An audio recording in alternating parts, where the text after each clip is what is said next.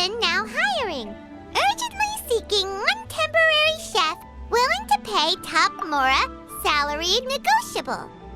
Look, Traveler, an urgent hiring notice and they're paying top Mora too! Oh, Paimon likes the sound of that. You're right, it is strange. Do you think something happened to Yenshao? Cause that guy barely lets anyone ever set foot in his kitchen. Doesn't exactly seem like the type to hire help. The notice says interested parties should go upstairs and talk to the innkeeper Huayan. Should we go and see what's up?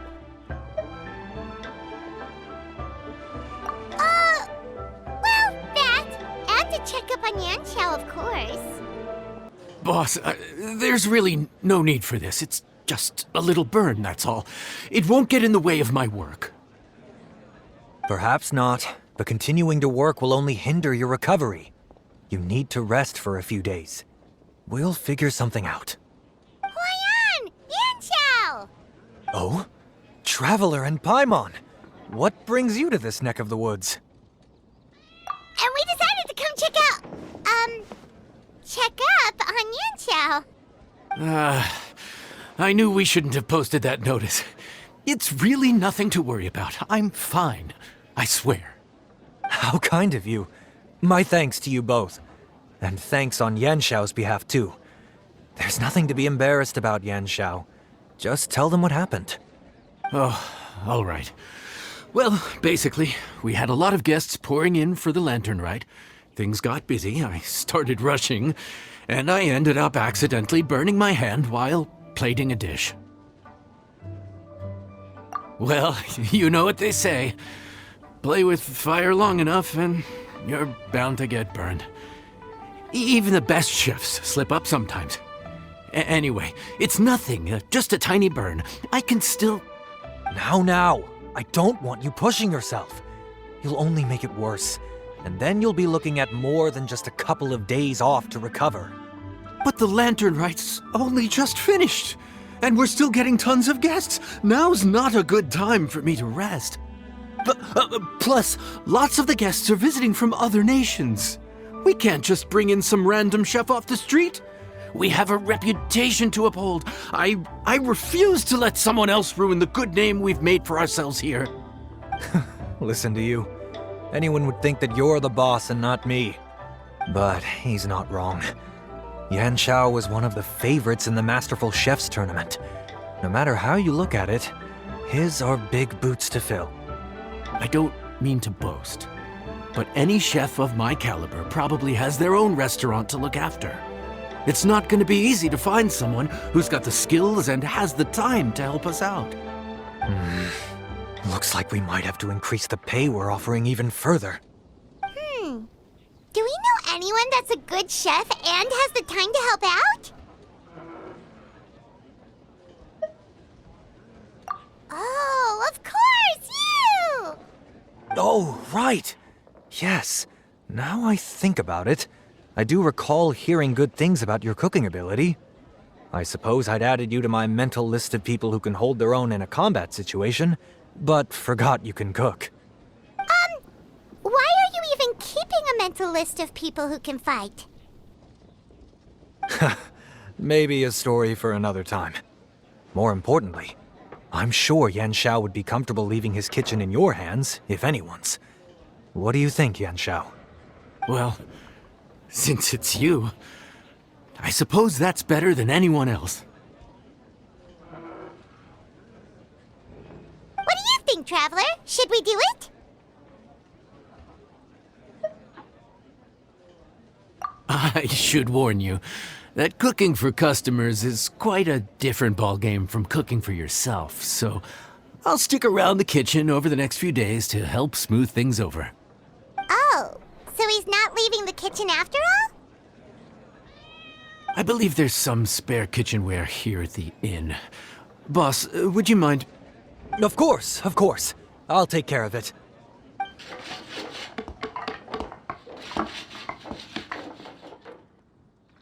Whew. All done. Come, take a look. This was made with your measurements in mind. It's nothing. A little handicraft and elbow grease goes a long way. All right, Yanxiao. I'll leave you to take it from here. You really went to all the trouble of building a new stovetop? What was wrong with the original? Boy, you really hate when people touch your stuff, huh? No, it's nothing like that. As Boss always says, hire who you trust and trust who you hire. I just thought the original setup might be a little, tall for you.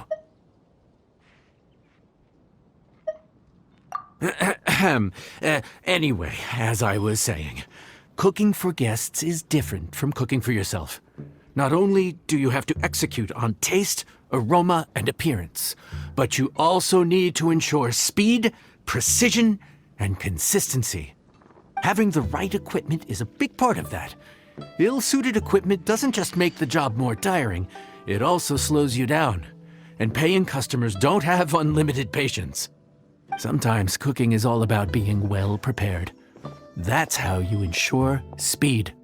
Okay, and what about precision and consistency? Precision all comes down to using your eyes. Where to slice into a particular cut of meat, how much oil to use, how to tell when a dish is done cooking. When you cook for yourself, you can always add salt if it's too bland or add water if it's too salty. You can tweak the taste as you go, but in a restaurant, there's not that much room for trial and error.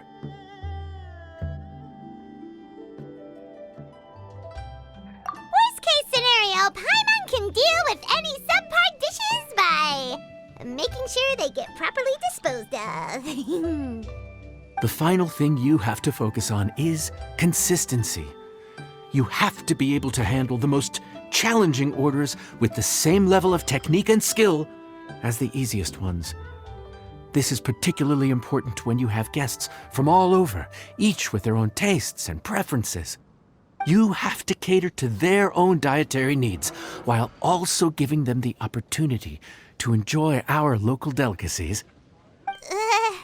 This last point is making Paimon's head spin. Don't worry. Matter of fact, someone as well-traveled as you may even have a better handle on it than me once you get started. And of course, I'll be around to help you over the next few days. I don't think we'll have any trouble making all our guests feel right at home. There's no time to lose, so let's get started. I imagine you probably have a good handle on the cooking side of things already. What you need to pay attention to is remembering each table's order. Try not to get them mixed up. Oh, Paimon's memory is like a steel trap. This is gonna be a cinch.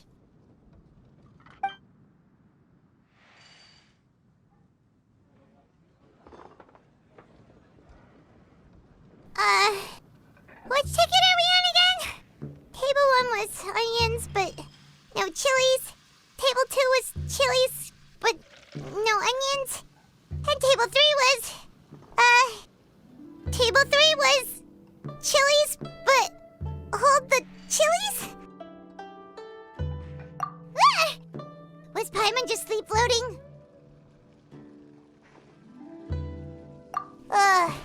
We didn't even get a break in the middle. Paimon's brain is turned to mush. Is it always this busy here? No, but this is peak season. You both did a mighty fine job for your first time serving guests at the inn. Luckily, all our customers were familiar faces this time around, so we didn't get any strange requests. Otherwise, today would have been even more challenging. No strange request? Someone asked for almond tofu drizzled in soy sauce. Even Paimon has never tried that combination. It's a wide world out there. People have all kinds of different tastes. Being able to cater to all is the real essence of Liyue cuisine. Also, the thing about requests is that they're usually very specific. So as long as you do what they asked, you're unlikely to have any issues. What's really tricky is when guests give you free rein to do anything you want. Excuse me. Are you still open by any chance? Huh? Paimon knows that voice. Let's go check it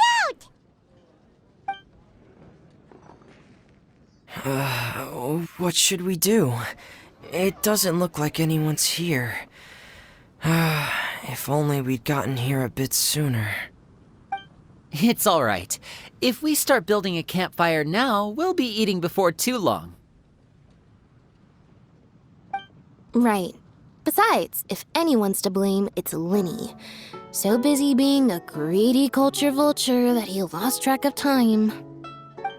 Linny, Lynette, Fremine, it is you! Paimon? So, is the Traveler here?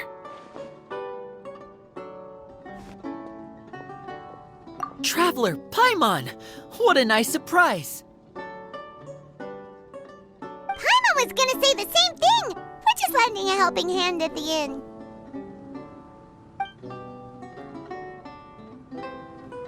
Anyway, so that's how we ended up here. But what about you guys? Don't tell us. Father sent you on another mission? No, quite the opposite, actually. We're in Liyue on vacation, and while we're here, I thought a cultural tour might be in order. Father said we deserve some rest after everything that happened recently. Otherwise, it could jeopardize our next mission. It's not every day we get this kind of opportunity. Linny thought it might be fun to spend some time in Liyue, especially since it's Lantern Rite season. We could hardly pass up the opportunity to watch a Liyue-style magic show. Although, I think they call it conjuring here. In our time here, we've seen conjuring tricks incorporated into a Liyue opera show, and even a wushu dance. It was amazing. So, we decided to stay here for a few more days to see what other forms of inspiration this land might have in store for us. We visited Granny Roshin in Chingsa village not long ago, and today we continued our cultural tour in the area around here. In the end, though, we lost track of time. We haven't even eaten anything yet. And speaking of eating, as you know, seafood is a big part of both Liyue and Fontaine cuisine, but it's cooked very differently here. We simply had to try some local seafood after coming all this way. That's another reason why we decided to extend our trip. Oh, need any recommendations? What have you tried so far? That fish one with the misleading name. Sounds bland, but it's drowning in hot chilies. Oh, you mean blackback perch soup? You're right, the name doesn't give much away. It looked and smelled so appetizing that Lynette took a huge mouthful, blissfully unaware that she was about to set her mouth on fire. She could barely speak for the rest of the day after that. Luckily, that wasn't a huge adjustment for her.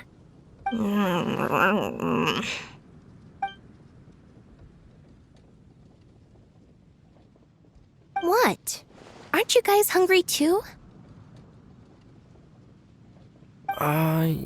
Yes, a little. Yes, I'm ready to eat. Traveler, I'm afraid we'll have to send you back to the kitchen now. Good question. I doubt we'll be able to decipher the menu, so why don't you recommend something? You should be pretty familiar with our tastes. One more thing. Please, if you have a heart, don't make it spicy. I thought the blackback perch stew was actually pretty tasty. And now that you know it's spicy, you won't be caught off guard, right? Why don't we give it another chance? Once was more than enough. Fontaine, huh? No wonder they can't handle too much spice. Still, if we make the food too bland, they might as well be eating back home. There's this crab and shrimp stir-fry I know that could work. It's quite heavily seasoned, but it's a lot milder than it looks. It has a light but really satisfying flavor. Ooh, that sounds perfect! What's it called?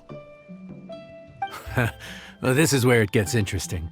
They call it the Palace Jewels.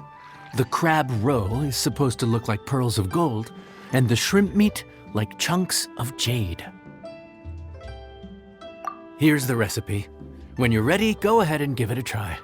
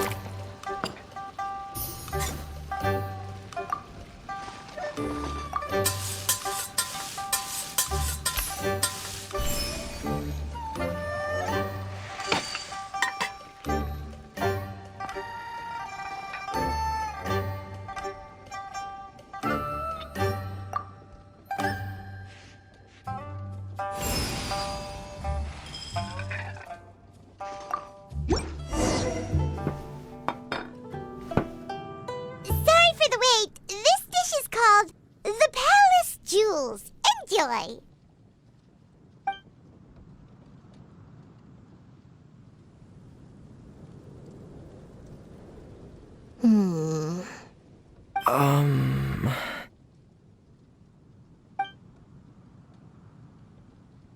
Ah, yes. We meant to say, you two must be tired after a long day of work. Do you want to eat with us? Oh, now that you mention it, Paimon is a little hungry. Well, if you insist, then who are we to refuse? Oh, right, of course. You're still our customers. Why aren't you eating? The sauce looks a little overpowering.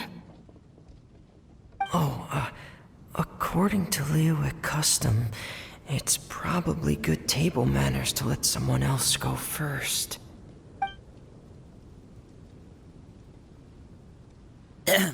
Looks delicious, traveler. I guess I'll dig in first. Here goes. What is it? Do you need some water?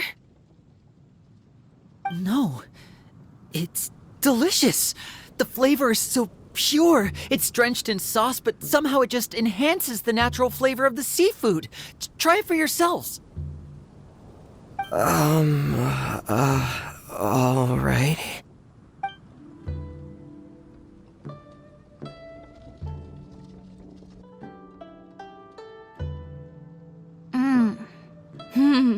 What is that? Crab roe? Yep, you have quite the palate, Lynette. No wonder it pairs so well with the shrimp meat. I've never seen it prepared this way before. According to the creator, chewy crab complements succulent shrimp, making a spectacular seafood ensemble with a succulent flavor and luscious mouthfeel. The crab roe glitters like pearls of gold, and the shrimp shines like chunks of jade. Hence its name, the Palace Jewels. So that's where the name comes from. Huh. I suppose it's quite fitting then. Was Paimon always this well-spoken? This dish must be right up your alley, Lynette. Huh? It's half gone already? When did that happen? I heard that in Liyue. The biggest compliment you can pay to the chef is to leave a clean plate. It's delicious. Thank you ever so much. Wait, don't fight over it! Hey, leave some for Paimon! I think I'm finally getting the hang of chopsticks. Yeah. Well, Linny and Lynette picked it up in no time, but they're naturally dexterous. Unlike me, it's taken me a lot longer, but I'm slowly getting there. Oh, speaking of chopsticks, in one of the shows we've seen here, someone performed a conjuring trick using a bowl and chopsticks. So if I want to be a good magician's assistant, I need to keep practicing. Lynette's not usually so forthcoming about what she likes. But this time, well, she's expressed it in more ways than one. I guess you've rubbed off on her too. Or maybe your cooking is simply too delicious to resist. The next time our paths cross in Fontaine, you'll have to fire up your cooking skills for my other siblings as well. How does that sound, oh great master chef? Oh yeah? Well then, I'll have to clear my schedule. Calorie surplus detected. Digestion mode engaged. Yeah. Well, Lenny and I are usually careful about what we eat because we have to stay in performance shape. That, plus it's generally bad manners to overindulge at the dinner table. But once in a while, it's nice to treat yourself in the company of family. Besides, if I'd waited until my brothers were finished trying to outpolite each other, the food would have gone cold. So your friends like the dish, huh? Well done. Not bad at all for your first day on the job. There'll be more to come, so keep it up. Morning. The boss tells me that both new and returning customers have nothing but good things to say about you. I have to admit, I was a little worried about throwing you right into the deep end, but it looks like you've got what it takes to handle the day-to-day here. So it should be plain sailing. Well, just as long as we don't run into any extremely picky customers with unreasonably specific requests. Oh, have you had someone like that before? Of course! The worst are those old scholars who have barely cooked a day in their life, but think reading a stack of books on the topic makes them the expert. They criticize you for no reason, claiming your cooking method isn't faithful to the original, or that the flavor profile isn't authentic because you used an ingredient that wasn't in their beloved centuries-old version of the recipe. This is Wang Shuin. It does have the look and feel of a time-honored establishment. Oh, innkeeper! We'll have each of your signature dishes, please, as fast as you can serve them. The most expensive ones. Farazan! Oops, Madam Farazan. Oh my! Traveler, Paimon, whatever are you doing here? We could ask you the same thing! Where'd you suddenly get the funds to go sightseeing? And to order the most expensive things on the menu?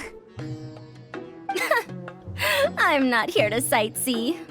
Exemplary scholars like myself are highly sought after by cruise operators in need of an onboard consultant as they travel the world. Madam Farazan, please, slow down. None of us slept last night. How come Madam Farazan still has so much energy? If she's really over 100 years old, I don't understand how she keeps going. It's all my fault. She's been like this ever since I told her I'd be paying the expenses. Layla! And Dory? Huh. Never would have bet on this combination.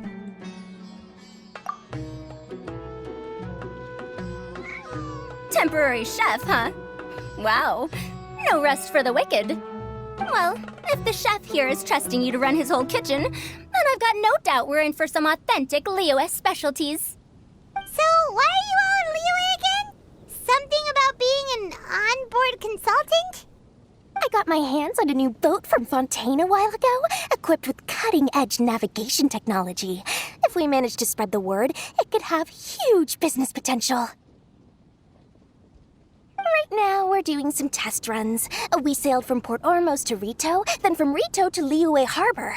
Next, we're planning to go to Dornman Port. Oh, Madam Farazan and me were hired to fine-tune the compass and other equipment. We sailed around the Sea of Clouds all of last night to put the system through some stress testing. Overtime for which they'll both be fairly compensated. They're both here willingly. The contract is crystal clear on that. You really cover all your bases, don't you? Let Paimon guess. Paying the expenses is part of the compensation, isn't it? No wonder Madame Farozan is going for all the most expensive dishes. It's not every day someone tells you to order whatever you like. Now, first up, we'll have the... Farazan, Madam Farazan, that is. While I am more than happy to treat you both to the most expensive dishes on the menu, we must remember that most expensive does not always mean best. I've heard that the most expensive dishes in Liyue are usually either seafood-based or take an exceptionally long time to prepare. Now, I don't know about you two, but after so many days at sea, I don't think I can so much as look at another piece of seafood again for at least the foreseeable future. That's actually a good point. Not to mention that poor Layla here looks like she's about to faint from hunger. Huh? Oh, that's not because of hunger. Surely the wise and virtuous Madame Farazan could not bear to watch her poor students sit here and waste away. Oh, well, of course I care about my students' well-being, but why do I feel like I'm being tricked? So, let's not order anything that'll take too long to prepare. Aside from that and seafood, we'll take whatever other expensive dishes you have. Over to you, traveler. No seafood and nothing that takes too long to cook. The rest is up to you. I had my eye on Adeptus Temptation, bamboo shoot soup, and golden shrimp balls, but I suppose they'll have to wait for the next time. But that could be years from now. Aww, Madame Farazan looks so deflated all of a sudden. Please still try to choose dishes on the expensive side, okay? So, expensive, but no seafood, and nothing that takes too long to cook. That rules out pretty much our entire menu. Do these people get a kick out of being impossible to please? Ugh, that Dory! Is she doing this on purpose? This isn't Lioli Pavilion or Xinhua Kiosk. This is Wangshu Inn. We don't stock up on rare and exotic ingredients. We only get them in if someone puts in a special reservation. Well, if we're stuck with regular ingredients and we're on a time limit, there's only one way to bump up the price. And that's by cooking a dish that uses the chef's expertise and creativity to the fullest. As it happens, I know a recipe for something called trembling strings and rushing reeds. It can be whipped up quickly with what we already have in the kitchen. One plate usually goes for 30,000 mora. 30,000? But if it's quick to make and isn't fancy, what exactly makes it so special? Quick doesn't have to mean quick and easy. To perfect this dish, you need expert knife work and very precise control over the heat. You have to finely slice several different types of meat into fine threads, knead them together into strips, then gently stir-fry them in the pan. What you end up with is a whole variety of flavors that come through layer by layer.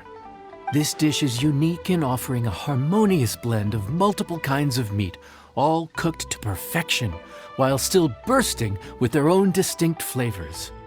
Do it right, and you've got a culinary masterpiece in your hands. But if you botch it, it's just a bunch of meat thrown on a plate. Oh, Paimon gets it now! So this dish gets its value not from the ingredients, but the chef's expertise! Now, don't worry. I can take care of the kneading and other prep work for you. You just focus on bringing it all together. Believe in yourself. You can do this! And if you mess it up, Paimon will still be happy to eat it.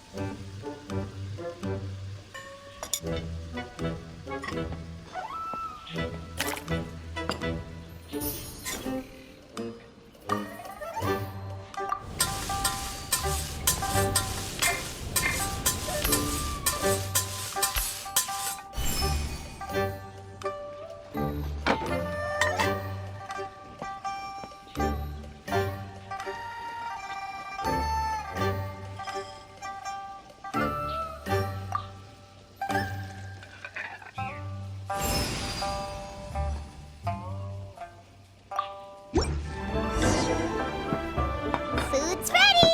Please enjoy. Ooh, smells delightful. Oh, we meant to ask, have you two eaten breakfast yet?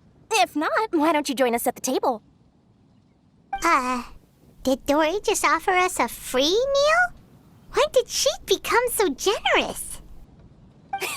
Let's not forget that the biggest business deals are always settled over a meal. Come on, sit down and join us. Everyone, dig in. This dish looks simple enough, and I did my research, so surely it can't cost all that much.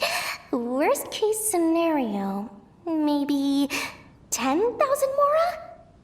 This dish had better be worth working overtime all night for. Well, traveler, this is the moment of truth. Oh, so tired. So sleepy. I just want to eat up and get to bed. Is this foul? Oh, wait. No, the texture is more like shroom boar. There's a different flavor in every bite. And the discerning palate might detect a hint of something smoked, too. Quite marvelous. How is this made? Ham? But I don't see any ham anywhere. Oh. Haha! So you've noticed. Yep, every single strip is needed from several different kinds of meat. Paimon and Yanxiao put in a lot of effort to make it just right. So I'm not an expert or anything, but don't different meats have different cooking times? How is everything in this dish cooked to perfection? Well, you see, that's a trade secret. Wow! So this dish really is one of a kind. That makes the whole trip worth it. By the way, does this special dish have a name? Paimon forgot to mention that part. The dish is called Trembling Strings and Rushing Reeds, alluding to the way that the different threads of meat are woven together. And also, The complex layers of flavor, yes? Akin to the harmonies of a musical ensemble? The name, if I'm not mistaken, is a Liyue idiom that evokes a vigorous orchestral performance featuring both stringed and wind instruments playing together. Quite an apt name for this dish. how did you know all that? Every student has to master at least 20 languages before they graduate. Wait, is that not a requirement anymore? Huh? Oh, that used to be a thing? Oh, Paimon almost forgot that you're also from Haravatat. So, anyway, how much does this dish cost?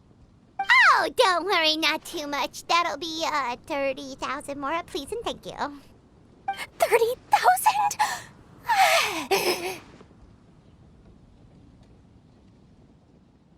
About that, Paimon, traveler, I merely invited you to join us at the table, did I not? I don't believe I committed to paying for you. So, perhaps we could split the bill accordingly? Oh, Paimon knew it was too good to be true. Yeah, as a famous merchant, you've got a reputation to uphold. But every single mora matters, you know? All right. I'll just consider that the cost of learning about this dish. Once I'm back in Sumeru, I'll be sure to find someone to help me recreate the dish. And then I'll make it all back. I feel so much better now that I've gotten some food in me. Delicious food really does wonders for one's spirits. My advisor said that young people shouldn't stay cooped up in the academia all the time. They told me that I should take the chance to get out and see the stars in other skies. Maybe I can think of it as my first internship experience. But it sure is exhausting.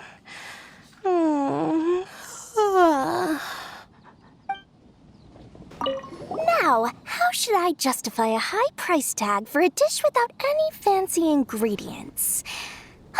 Maybe start by giving it a fancy-sounding name?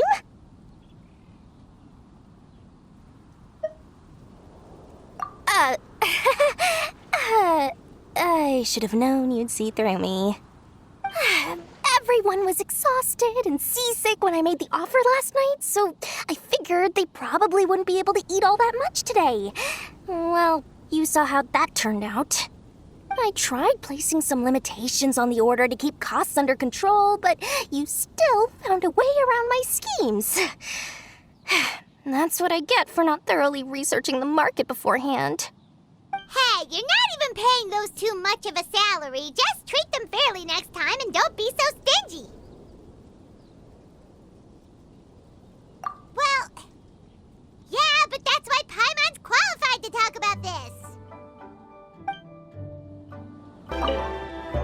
Even though I didn't get to try Adeptus Temptation or Bamboo Shoot Soup, this trembling strings and rushing reeds was still quite impressive. Thank you for making it. Well, about that, even though newfangled contraptions are hardly my cup of tea, Dora's offer was quite enticing. She said that every time we stopped at a new harbor, I'd be free to go and pick out some ancient books at the market and bring them back to Sumeru. I couldn't resist an offer like that. So I offered to join for the lowest possible pay to undercut all my Kasharawar competitors. We're off to a good start this morning. Keep up the good work. I'm counting on you.